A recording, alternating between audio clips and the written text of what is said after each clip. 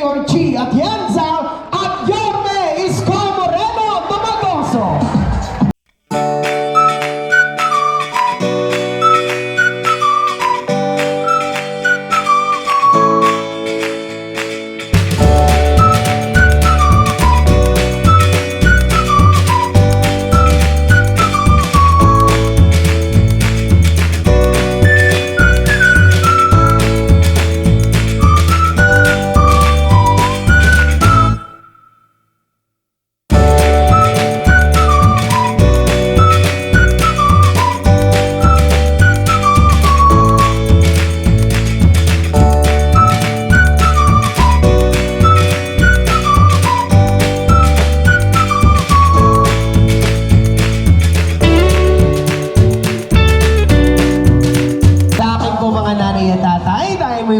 Magsibalikan sa ating pong mga upuan. Muli po, parinig nga po ng isang malakas na palakpakan dyan. At bago ko po ibigay sa inyo ang ating pong susunod na tagapagsalita, sabay-sabay muna po nating panoorin to. Well, thank you Tumosdas pa kayo. Thank you Sir Coaster. Hi! Hello! Hi! Gising po ba kayo? Yes! Para kayo nanonood ng live show. Tingnan nga natin kung gising pa talaga kayo. Lalong-lalo na yung nagliligawan doon sa balcony. Di ba pag may girlfriend kayo ng araw, pag manonood kayo na sine, gusto mo doon ka sa sulok na sulok. Tingnan natin kung gising pa kayo dyan. Hi! Hello!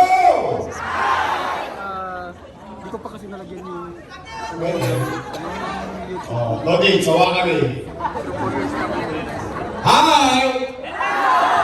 Hello! May kalalagyan kayo.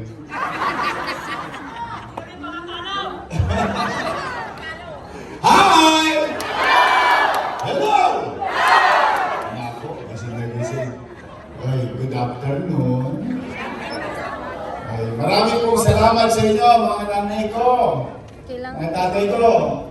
Nalulod-lol ako. Ang layo-layo nito. Pero pinuntahan niyo kami.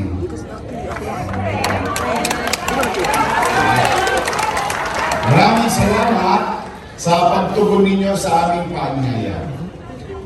Pagamat alam ko, marami kayong gawain sa bahay, mamaya maraming titinapon na kaldero.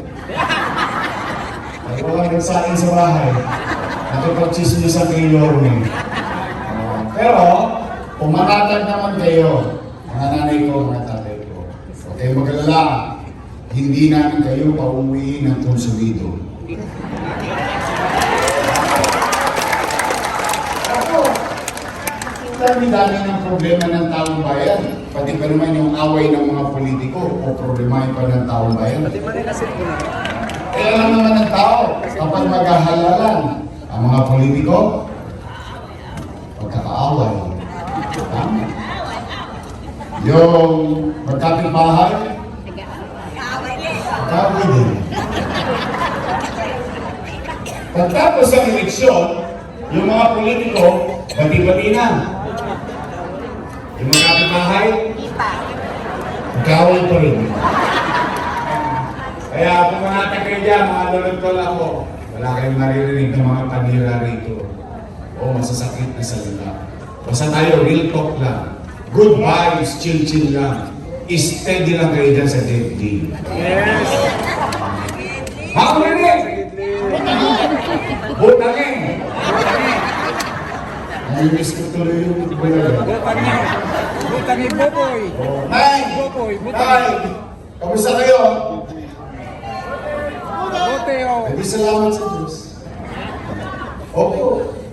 Alam niyo kung minsan, tayo nagigising sa umaga, parang ikinikipit balikat na lang natin yung kaloob sa ating buhay.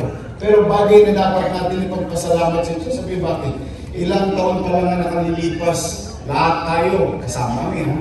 Lahat tayo, natatakot tayo, baka tayo magutom. Baka tayo mamatay. Dahil sa infeksyon ng COVID-19. Kaya salamat sa Diyos, ano man, ang hirap na pinagdaanan natin sa nakaraan at ano man ang pagsubok na kinakaharap natin sa kasalukuyan, salamat sa Diyos, ito tayo lahat, buhay tayong lahat. Dahil habang buhay may naman. Alright, tayo. Matanong ko lang po kayo.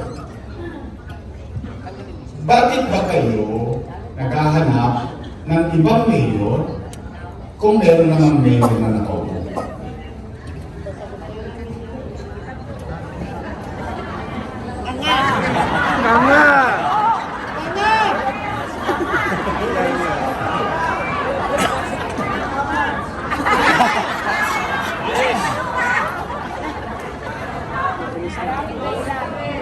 Easy lang. Siyempre, kaya ako naman po yan natanong. Dala na, nangangambating ako. Abay, bakit? Dahil yung mga nangaupo ay alaga ko yan. Opo, for almost 20 years, inalagaan ko po yan, inalaga ko. Bakit? Dala na pagkanaw ko ng utang na loob kay Danny. Alam mo yan, hindi ko yan kinubli, hindi ko yan tinanggi. In fact, tayo mga Pilipino, hindi lang tayo dahil taga Santa Mesa, kundi isang Pilipino, ang itinatamo sa ilong natin o isang kaugaliang ipinagmamalaki natin sa buong mundo, tayo mga Pilipino ay marunong tumanaw na at ang utang na loob ay walang katapusang bayaran. Tama, mali? Bilang pagtanaw na ang utang na loob, kay Boss Gabby, inalagaan ko yung kanyang mga anak. Tanong, totoo bang inalagaan ko? Tingnan natin. Una, Philip Lacuna. Nakaupo? Nakaupo. Dennis Lacuna. Kabisado yung nakaupo? Lay Lacuna. Asawa ni ate. Si ate. Ilan sila? Happy? Masaya? Masaya ako na yung hindi napagtagumpayan ni Hostani, sa tulong nating lahat, napagtagumpayan ng kanyang mga anak. Ngayon, kung sila naman ay naging mabuti sa kanilang tungkulin o hindi naman ako para humusga. Taong bayan ang maghuhusga namin. Tama po ba? Tanong, Tay, maghanap po kayo ng kahit isang dumagoso lang sa City Hall. Bakit wala? Bilang pagtanaw ng utang na loob, isinantabi ko ang mga anak ko, inuna ko ang mga anak. Ngayon, Yorme, tatanaw ka pa ba ng utang na loob? Ang sagot, opo. Bakit? Pilipino ako. Ganun talaga. Anong magagawa? Why would I change for some misgivings of others? Bakit kailangan kong baguhin yung pagkatao ko dahil sa kakulangan ng ibang tao? Kaya lamang, meron lang akong pakiusap. Baka naman, kung po pwede, sa ibang bagay na lang ako tumanaw ng utang na loob. Bakit? Hindi utang na loob din naman ako sa taong bayan. Kung wala ang Diyos at wala kayo, wala naman ako sa nalalagyan ko ngayon. Tingnan, Nay, Tay, malulog-lulog. Masama naman bang pakinggan ko o dinggin ko yung panawagan ng taong bayan? Yung taong bayan na sumisigaw na, bumalik ka na. Bumalik ka na! Bumalik ka na! Bumalik ka na! Yung taong bayan na sumisigaw na bumalik ka na, siya sumigaw.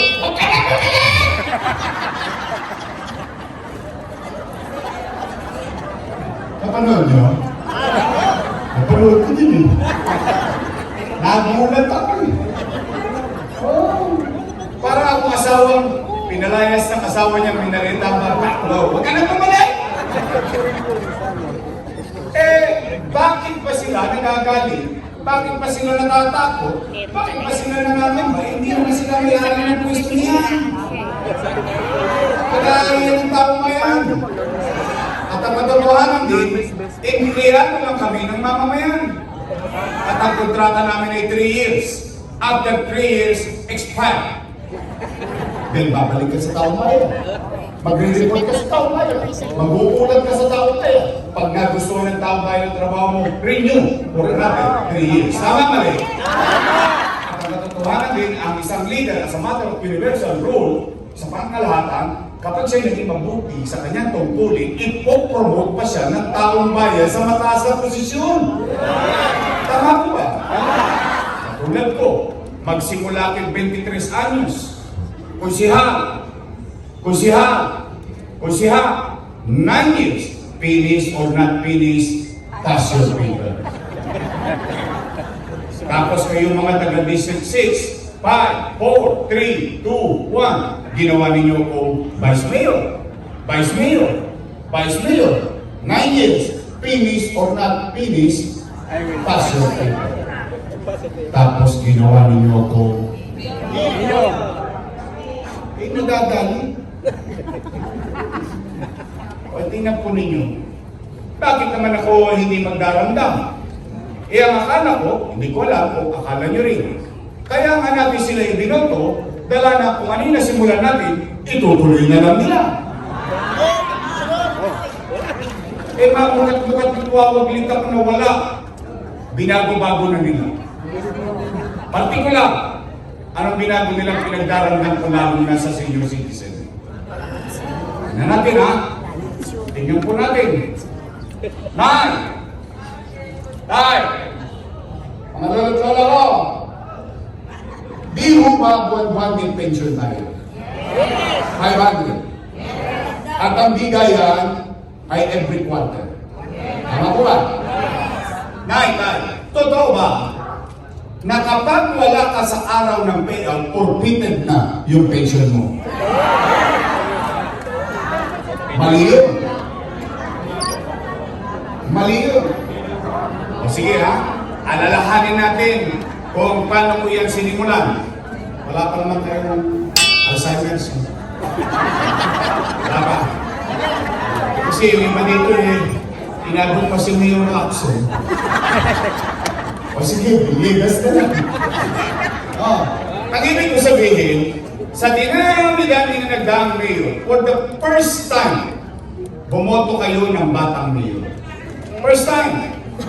Dahil ang binuboto ng mga taga-Maynilang mayor, lagi yung konti na lang ang birthday. Totoo naman. But you took the risk. You gamble on electing a young mayor.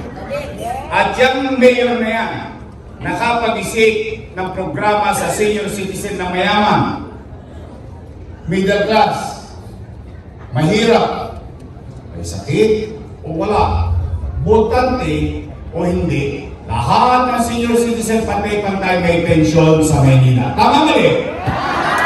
At ano sabi ko? Nay, Tay, umanatag kayo, pag hindi mo nakuha yung first quarter, sa second quarter, doble ka. Tama mali? Sabi ko, Tay, pag hindi ko nakuha first quarter, second quarter, pagdating ng third quarter, triple ka. Tama mali? Ano ba sabi ko? No!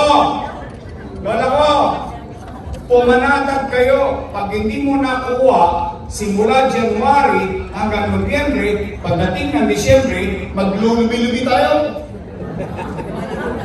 Lubi-lubi.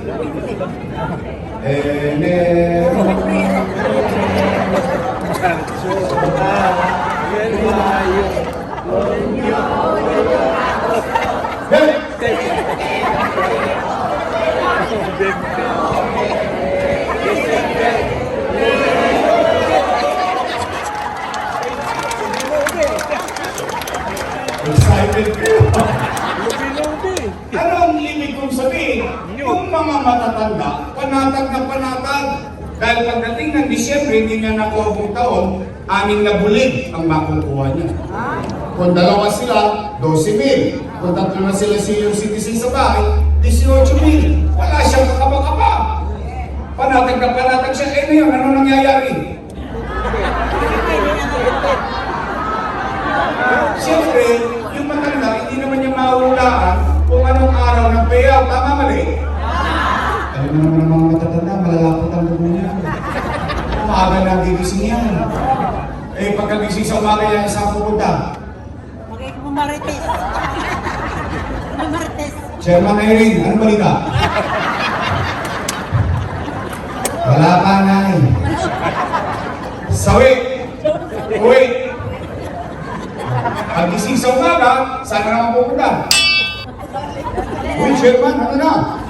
Lolo, wala pa. Eh, mamalas-malas mo, yung matanda, tinuwagan ng apo. Lolo, lolo!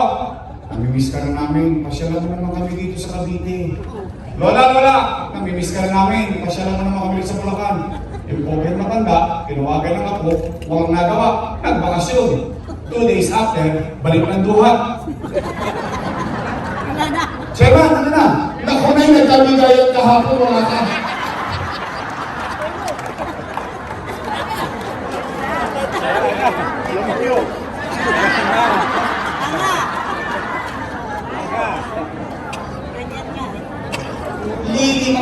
Piso, pagdadamot pa natin. Real talk. Eh, hindi ba naman sa dito may 500 piso? Sa totoo lang, sa kalimandaan ngayon, subukan yung magkalimandaan bumigay sa Mesa, dinabot 500 din. Real talk lang. Kaya lang, yung mga senior citizen, hindi naman yung tungkol sa pera eh. Hindi naman yung tungkol sa magkano. It is the program. Yung nararamdaman ng senior citizen ng pagmamalasa, ay bibilang pa pala ako, ay mahalaga pa pala ako. Ang tagal-tagal ko na nagbabayad ng amilya, ang dami nang gumamay yun. Ang tagal-tagal ko na mamuhay sa Maynila, ay ngayon kasama na ako ulit. May halaga pa pala ako. Yun, it's the act itself. It's not about the money alone. In fact, yung iba nga sa inyo dito, pinagagalitan pa ng anak eh. Nay, huwag ka nang pumila dyan. Ang init-init. 1.5 lang yan. Makatakihin ka pa. O, gusto ko matanda. Ayaw ko na pera mo. Gusto ko kayo.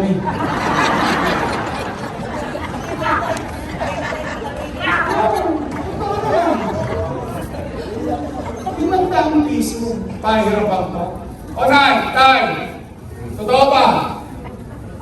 Na kapag hindi ka na botante, tanggal ka na rin sa pensyon. Mali naman yun. Sige, tingnan natin ha. Uulitin ko paano ko sinimulan yan. Ano sabi ko? Mayaman, middle class, mahirap, may sakit, o wala. Bakit ko isinama? Malayo pa, inabatan ko na. Isinama sa pulisya, botante o hindi. Bakit? Kasi yung matanda, patuloy na tatanda, tatanda at tatanda, tatanda at magkakasakit. Nahirati sa karamdaman. 6 na taon na. E di tanggal na sa listahan ng botante. Tama mali? Tama. Oh. Nahirati sa karamdaman. Buhay pa. Tao pa. Mamamayan pa ng lungsod ng Maynila dahil wala lang pakinabang sa boto, wala nang pensyon. Wow!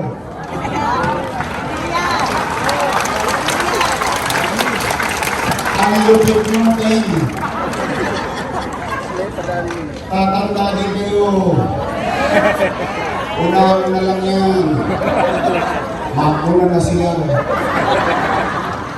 Kaya nga hindi nyo napansin, pinagpantay-pantay po ang tao para hindi na magkasama ng loob. Mayaman, middle class, mahirap. Gagano'n kayo mamamayan eh. Kasi kung magbibigay ka rin lang naman, tapos makakapagpasakit ka pa sa isa, eh di nagdulubong puso ng isa, tumutululaway. Hindi na nakakasama ng loob. Eh kung masakit, eh kung nanay mo yun. Eh kung tatay mo yun. Eh kung asawa mo yun. Pinalaga mo, pinaruga mo. Buhay pa eh. Tao pa eh. Dahil wala lang pakinabang sa politika, wala nang programa. Ano yun? Balik! Balik! Balik! Balik! Balik! Bumalik ka na! Tay! Tay! Totoo ba wala na rin yung gatas sa ilusyon? No? Totoo ba pinalitan ng stick ko? So, akong stick, apat na ako. Galit talaga sa inyo. Piniinom ko kayo ng gatas para lumakas kayo, binigay sa inyo, diabetes. Tay, totoo ba wala na yung brown rice at black rice?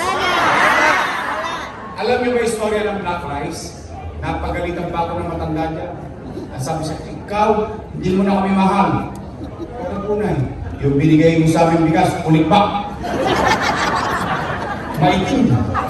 Makunat pa. Ang hirap pang lutuin. Siyempre, but I have to explain.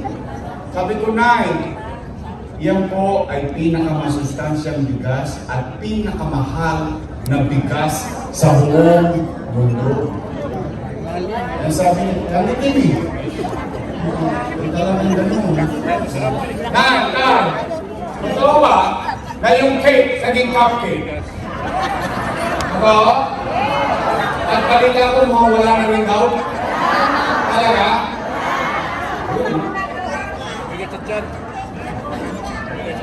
Ay, malulog ko lang. You know what's ironic? The irony of this, noong ginawa ko yan, kasama ko sila. Ano ibig ko sabihin? Noong ginagawa ko yan, alam nila yung dahilan at purpose bakit ko ginagawang parang spoil yung mga matatanda. Alam niyo kung bakit kayo parang spoil sa akin? Alam niyo kung bakit? Kasi konti na lang daw din.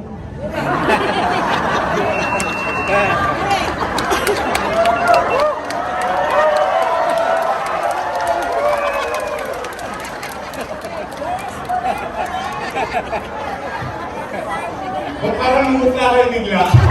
Pag birthday pinag-uusapan, ginagawa nyo. Huwag kayo mag-alala dyan. Una ko na lang yan. Hindi, but kidding aside. Kaya... Hindi, but kidding aside. You know, Nay, alam mo yung... Ikaw yung bata sa loob ng bahay, may matanda. Yung mabigyan mo man lang siya ng ngiti. Yung maparamdam mo man lang sa kanya na pinagmamalasakitan mo pa siya. Yung maparamdam mo lang sa kanya na mahalaga pa siya. That's the purpose of the act. That's the purpose of the program. In fact, sa totoo lang tayo, minsan ako, magulang din ako. Kayo, magulang din. Minsan sa bahay na, ginagawa tayong istante ng mga anak natin. May dumating na lahat, dinaanan lang tayo. Wala, good morning. Di ba? Ito yung tama yung sinabi ni Chichi. Nung bata kami, malambot ang buto namin. Matitigas ang buto nyo. Inalagaan nyo kami. Ngayon marurupok na buto nyo. Kami matigas ang buto. Ano ba naman alagaan namin kayo?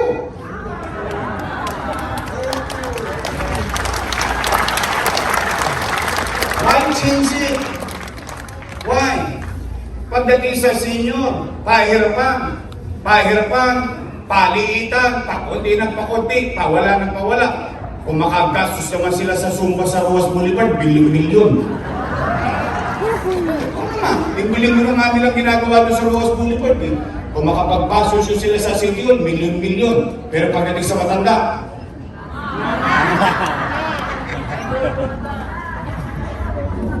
parang tawag na namumutla kayo. Umubot na sa kami. Kumain na ba kayo? Ha? Hindi pa kayo kumakain?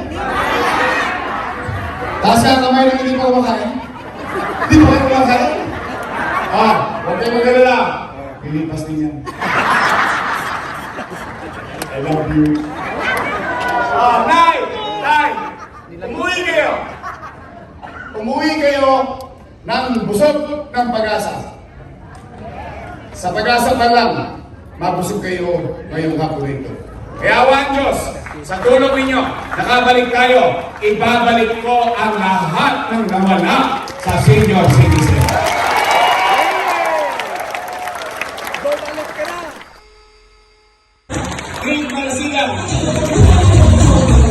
Roy Walter Castaneda, Elmer Joel Pa, Christian Gawiwoy,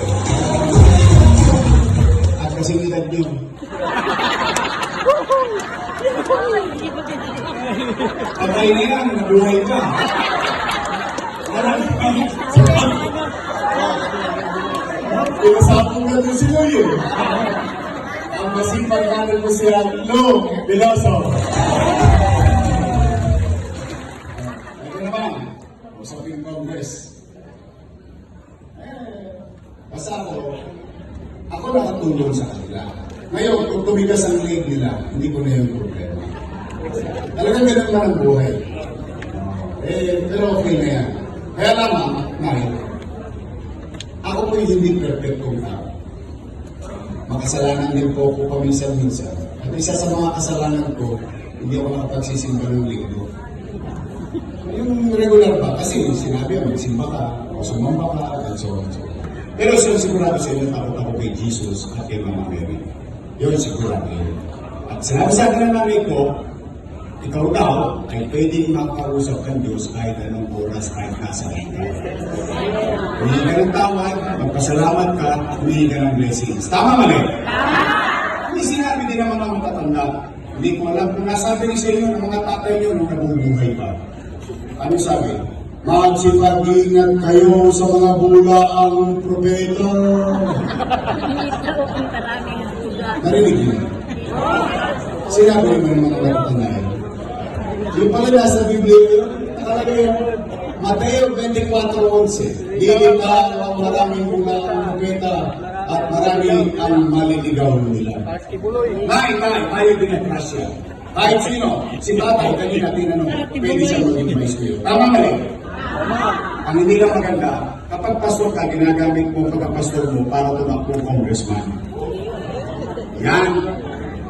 At yan ang kailan lamang para ikaw ay komo maglingkod. Now, that's one thing under the bridge. Nandiyan yan. Kasi ngayon, tuloy-tuloy pa ang first collection.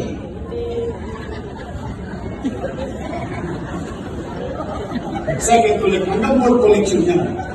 Kayo ng mga sasabupan ko, itong alay ninyo, yari ko sa langit, yahagis ko. Lahat ang babagsak, akin. Yan, ingat.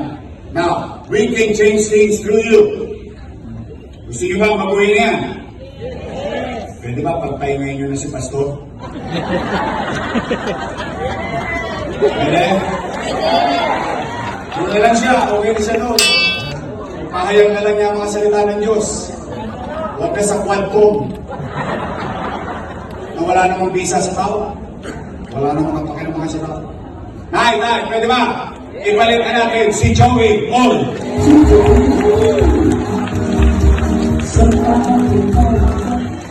Nay, doon ko, yung vice mayor ko, may asim pa yun. Ako, 19. Naintindihan niyo na yun. Taparits. Siya po ay graduate ng Lasal. Political science. She understands, I will assume, she understands the parliamentary procedure. The basic rules of being a presiding officer of the Sangguniang Pamuso. Kasi yun ang ginagawa mo eh. Kaya, ito naman, kung siya'y graduate ng Lasal, dahil ko po siya. Ako po'y graduate ng Ateneo.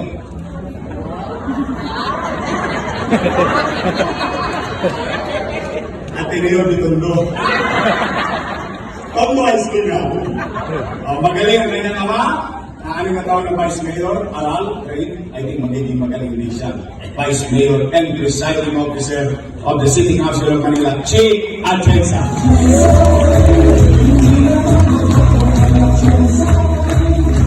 Say, okay? Nga, nagigilatan ko kayo. O, naalala niyo ba mga pangalan nila? Baka makakalimutan ninyo. O sige, ganito na lang. Total, malapit na ang araw ng pagbuho ko. 108 days na lang. Okay, baka makakalimutan nyo, simple na lang natin. Dalawang grupo lang naman ang pagpipilian ninyo. Dalawa lang. Unang grupo, your Miss Choice. Matamis. Yung kabilang grupo, Ladies' Choice.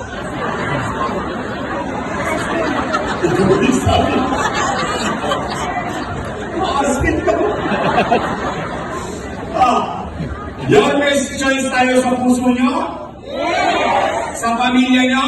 Yes! Sa kamag-anak nyo? Yes! Tapos na po. Maraming salamat.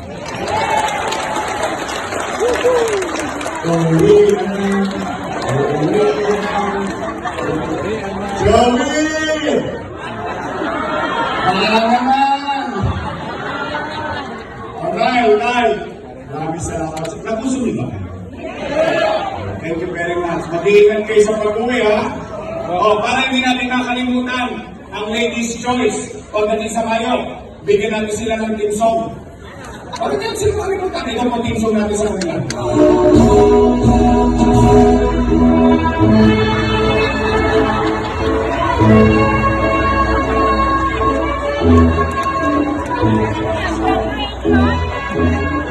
Pagkakabinin na natin sila lahat. Maraming salamat, mga nanay ko. I love you. Pag-iisip sa pag-uwi, pagpalain nawa kayo ng buong may kapal. Manila! God first. Thank you.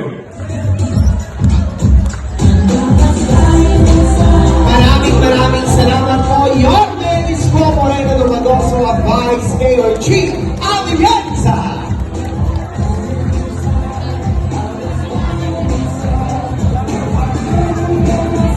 Aking din po sa ating po mga Your Best Choice sa pangunguna po ng ating magiging kinakawan sa Kongreso, Congressman Joey Uy. Mga nanay at tatay ko, itaas po natin ang ating mga kamay. Manila!